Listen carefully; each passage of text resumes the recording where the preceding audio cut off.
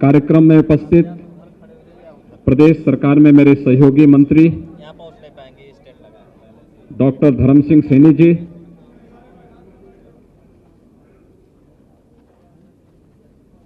पिछड़ा वर्ग आयोग के अध्यक्ष श्री यशवंत सैनी जी,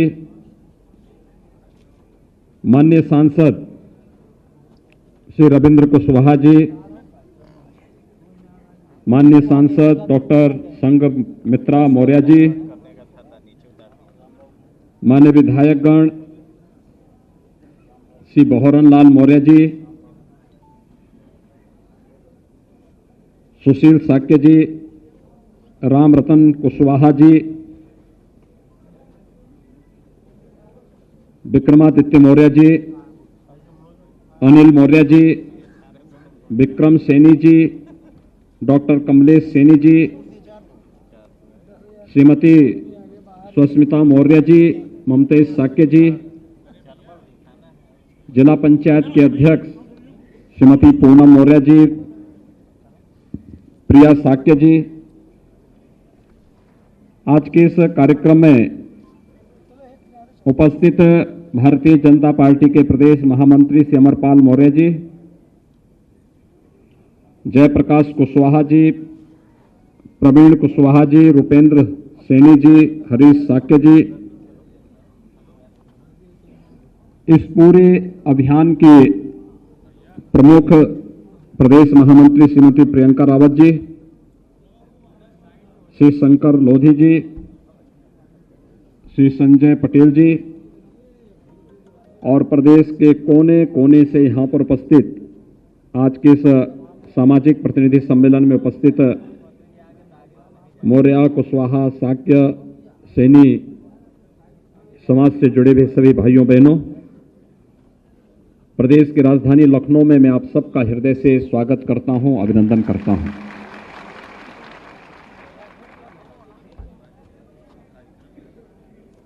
सामाजिक जागरूकता जब भी किसी समाज में आती है और वह अपने समाज के विकास के साथ साथ राष्ट्र की चिंता करते हुए आगे बढ़ता है तो वह प्रगति करता है। लेकिन जब भी व्यक्तिगत स्वार्थ के लिए कोई व्यक्ति समाज का दोहन करता है तो भले व्यक्ति कितना भी उससे लाभ क्यों न ले ले, समाज कभी उन्नति के शिखर तक नहीं पहुंच सकता। कुछ चीजें हैं जो इतिहास हमें सीखने के लिए और सोचने के लिए मजबूर करता है। भाइयों बहनों, आप में से बहुत सारे लोग होंगे जिन्होंने वो दृश्य देखा होगा जब अफगानिस्तान के बामियान में महात्मा बुद्ध की 2500 वर्ष पुरानी मूर्तियों को तालिबान ने तोप लगा करके तोड़ा था। आप में से वो दृश्य किस लोगों ने देखा था? आज से लगभग 20 वर्ष पहले की घटना है। और तालिबान की उस क्रूरता को दुनिया ने भी देखा था। बुद्ध ने दुनिया पे कभी युद्ध नहीं थोपा। शांति, मैत्री और करुणा की बात जब भी दुनिया के अंदर होगी तो भगवान महात्मा बुद्ध सदैव पूरी मानवता के लिए प्रेरणा और श्रद्धा के केंद्र बिंदु बने रहेंगे। लेकिन शांति, मैत्री और करुणा के इस महामानव को, उनकी मूर्तियों को तालिबान ने कैसे तोड़ा था, यह दृश्य भारतवासियों को कभी भी विस्मृत नहीं करना चाहिए और दुनिया में शांति और सौहार्द के पक्षधर किसी भी व्यक्ति को कभी नहीं भूलना चाहिए। क्योंकि बुद्ध ने तो करुणा की बात की, मैत्री की बात की, शांति की बात की। बुद्ध की प्रतिमा को तोड़ने का मतलब शांति को तोड़ना, भंग करना, दुनिया के अंदर आपसी सौहार्द को नष्ट करना। और हम लोगों ने तब भी मैंने 1999 में इस बात को कहा था, तब भी मैंने इस बात को कहा था कि इन्होंने महात्मा बुद्ध को इसके माध्यम से भारत की आत्मा को ठेस पहुंचाने का कार्य किया था। एक दिन इनकी बड़ी दुर्गति होगी जिन्होंने महात्मा बुद्ध की मूर्ति को तोड़ा है। और भाइयों बहनों, आपने देखा होगा उसके कुछ ही दिनों के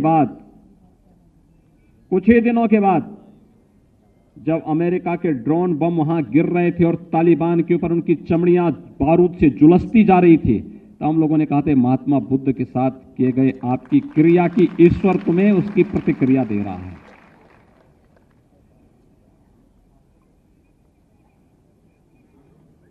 आप मुझे बताइए, भारत का राष्ट्रीय चिन्ह क्या है?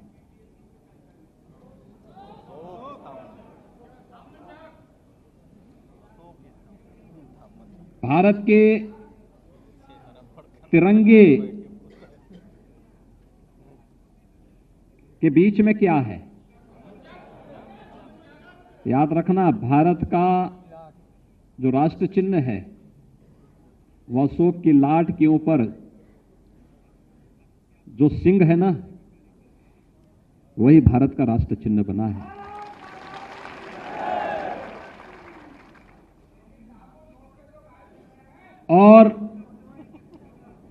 और भारत के आन मान और शान के प्रतीक तिरंगा में बीच में जो मणि है वह धर्म चक्र है। धर्म चक्र प्रवर्तनाय की प्रेरणा, ये दोनों की प्रेरणा कौन देता है? अशोक। भारत का स्वर्ण युग कौन सा था? चंद्रगुप्त मौर्य का था। भारत की सीमाएं कहां से कहां तक फैली थी मालूम है? आज जो पाकिस्तान है, बांग्लादेश है और भी उससे विस्तृत जो भूभाग था, यह भारत का हिस्सा था। विस्तृत भूभाग यह भारत का हिस्सा हुआ करता था। लेकिन समय के अनुरूप हम अपनी एकता को बनाए नहीं रख पाए और जाने अनजाने में मध्य एशिया से जुड़े हुए उन बर्बर जातियों को हमने यहां पर हमला करने के लिए मजबूर कर दिया और वे लोग यहां आकर के हमारी संपदा को लूटते गए, तोड़ते गए, नष्ट करते गए। और एक समय वो था जब चंद्रगुप्त मौर्य का सामना, यानी इतिहास कैसे विकृत किया जाता है। इतिहास ने अशोक को या फिर चंद्रगुप्त मौर्य को महान नहीं बहुत बताया। किसको बताया? चंद्रगुप्त मौर्य से जो हारा था वह सिकंदर को महान बता दिया। कितना धोखा देश के साथ हुआ है। लेकिन इतिहासकार इन सब मुद्दों पर मौन है। कारण है, अगर ये सच्चाई जिस दिन भारतवासियों के मन में आ जाएगी तो समाज फिर से खड़ा हो जाएगा, और समाज जब खड़ा होगा तो देश खड़ा हो जाएगा। प्रधानमंत्री मोदी जी आज इस देश को ही खड़ा कर रहे हैं। एक भारत श्रेष्ठ भारत की जब बात होती है, इन्हीं सब मुद्दों को लेकर के होती है। याद करिए, आज से 7 वर्ष पहले देश का कोई गांव ऐसा नहीं था जिसमें आप पैदल चल सकते हो, गंदगी मिलती थी। आज हर गांव में आप जा सकते हैं, साफ सुथरा माहौल मिलता है, क्योंकि हर एक गरीब के घर में शौचालय आ गया है। 2014 के पहले आवास योजना का लाभ चेहरा देख करके मिलता था। सत्ताधारी दल के हैं तो मिलेगा, नहीं तो नहीं मिलेगा। विधायक आपकी जाति का है तो मिलेगा, नहीं तो नहीं मिलेगा। आज तो देश के अंदर 10 करोड़ लोगों को आवास मिल गए। 10 करोड़ लोगों को, 10 करोड़। 10 संख्या कम होगी, लेकिन जब उसको आप बिंदी बढ़ाते जाएंगे ना एक के आगे, और जब गिनेंगे, अकेले उत्तर प्रदेश में यानी कितने बड़ी संख्या में आवास दिए जा रहे हैं। 43 लाख आवास अब तक हम लोग प्रदेश के अंदर यहां के गरीबों को दे चुके हैं।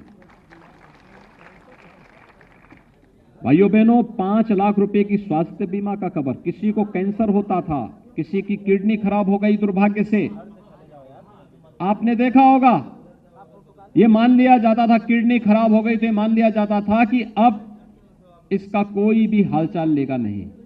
कैंसर हो गया तो मान लिया जाता असाध्य हो गया बीमारी। लेकिन भाइयों बहनों, आज आपने देखा होगा आयुष्मान भारत के अंदर और मुख्यमंत्री जन स्वास्थ्य सुरक्षा योजना के अंतर्गत, जन आरोग्य योजना के अंतर्गत हर एक व्यक्ति के लिए 5 लाख रुपए सालाना स्वास्थ्य बीमा का कवर तैयार है।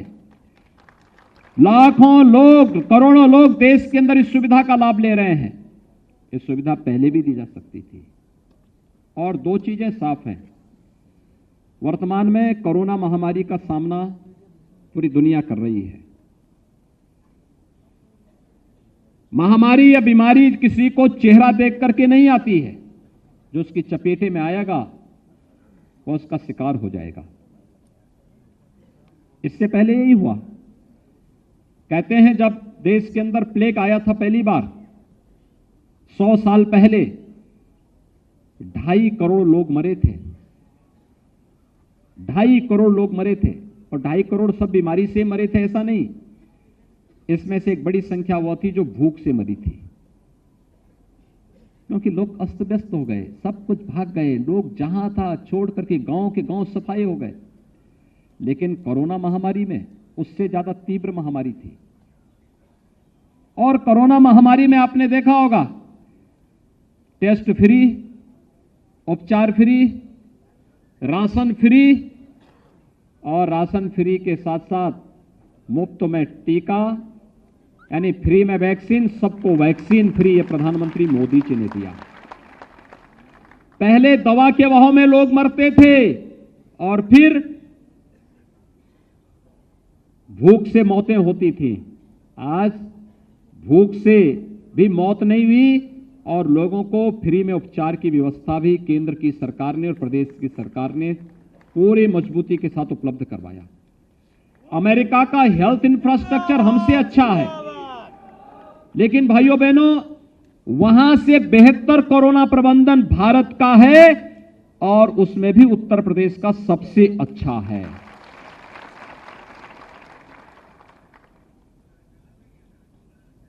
ये सभी कार्यक्रम जो हो रहे हैं, अभी 7 महीने के लिए 2020 में, 8 महीने 2021 में फ्री में राशन सबको उपलब्ध करवाया गया। यहां पे कितने लोगों ने वैक्सीन लगाया है? वाह भाई, बहुत संख्यक आप सभी लोगों ने कहा। मैं सबका अभिनंदन करता हूं आपका। आपसे मैं आग्रह करूंगा कि जिन लोगों ने वैक्सीन नहीं लगाया उनको वैक्सीन लगाने के लिए प्रेरित करेंगे प्रेरित। ये हमारा राष्ट्रीय कार्य है, नेशनल मिशन है, और इस राष्ट्रीय कार्य में हम सबकी सहभागिता होनी चाहिए। यह केवल शासन प्रशासन का दायित्व नहीं है, हर नागरिक की, हर जिम्मेदार नागरिक की जिम्मेदारी बनती है। मेरा देश रोग से मुक्त हो, मेरा देश भूखमरी से मुक्त हो। प्रधानमंत्री मोदी जी ने 15 महीनों तक फ्री में राशन दिया, होली से लेकर दीपावली तक फ्री में राशन, और सरकार ने तय किया है कि दीपावली से लेकर होली तक फिर हम लोग फ्री में राशन देंगे। इस राशन में खाद्यान्न तो देंगे ही देंगे। 1 किलो दाल, 1 किलो खाद्य तेल, 1 किलो नमक भी उपलब्ध करवाएंगे हर एक परिवार को। दिसंबर महीने से ही मिलना प्रारंभ हो जाएगा। इस प्रकार का कार्य पहले कभी नहीं होता हुआ देखा होगा आपने। सरकारें आई होंगी, घोषणाएं करती रही होंगी, बड़ी बड़ी घोषणाएं करती रही होंगी, किसी ने गरीबी के नाम पर, किसी ने जाति के नाम पर, किसी ने क्षेत्र के नाम पर, किसी ने भाषा के नाम पर, किसी ने किसी अन्य नाम के नाम पर तमाम लोग हमने नारे दिए होंगे। लेकिन भाइयों बहनों, हम सबको इस बारे में देखना होगा, भारतीय जनता पार्टी ने जो कहा सो करके दिखाया है। जो कहा सो करके दिखाया। कोई इस मामले में इफ बट नहीं लगता है। जो कहा सो करके दिखाया। हमने कहा कश्मीर से धारा 370 हटाएंगे, हटा दिया गया, एक झटके से हटा दिया गया। भारतीय जनता पार्टी ने 2017 में कहा था कि संवैधानिक दायरे में रह करके अयोध्या की समस्या का समाधान करेंगे। अयोध्या में भगवान राम का भव्य मंदिर के निर्माण का कार्य आगे बढ़ गया है।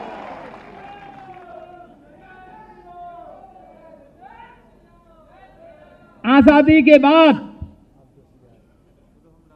कभी भी कोई ऐसा कार्य नहीं हुआ पिछली सरकारों के कालखंड में जो कहा जा सके कि भारत के गौरव को आगे बढ़ाता हो। याद करिए, नालंदा में अंतर्राष्ट्रीय विश्वविद्यालय अटल जी की देन है। नालंदा का विश्वविद्यालय की चर्चा हो रही थी ना यहां पे भी। वह अटल जी ने फिर से उसका पुनर्निर्माण कराया। उसको किसने तोड़ा था? भाइयों बहनों, हमें नहीं भूलना चाहिए। जो लोग विभाजन की बात करते हैं, एक प्रकार से प्रत्यक्ष रूप से तालिबानीकरण को वह समर्थन देने का कार्य करते हैं। और आपने देखा होगा, तालिबान जैसे ही फिर से अफगानिस्तान में घुसा, तमाम स्वर उभरने लग गए थे तालिबान के समर्थन में। कठोरतापूर्वक कार्रवाई की गई, तब स्वर शांत हो पाए। तालिबान का समर्थन का मतलब मानवता विरोधी शक्तियों को समर्थन देना। बुद्ध के शांति और मैत्री के संदेश को रोकने की साजिश का हिस्सा है तालिबान का समर्थन करना। महिलाओं और बच्चों के विरोधी तालिबान के कृत्यों का समर्थन करने का मतलब महिलाओं और आधी आबादी का अपमान करना, बच्चों का अपमान करना। और कुछ लोग उस दिशा में आगे बढ़ाना चाहते हैं। हमें उससे सावधान होना होगा। एक दूसरा, महात्मा बुद्ध से जुड़े हुए सर्वाधिक स्थान उत्तर प्रदेश में, और कुशीनगर को अंतर्राष्ट्रीय हवाई अड्डा देने का काम भी प्रधानमंत्री मोदी जी ने किया है। उसका उद्घाटन भी हो गया है। और एयरपोर्ट का नाम भी किस नाम पे रखा गया है? महात्मा बुद्ध के नाम पर, भगवान बुद्ध अंतर्राष्ट्रीय हवाई अड्डा।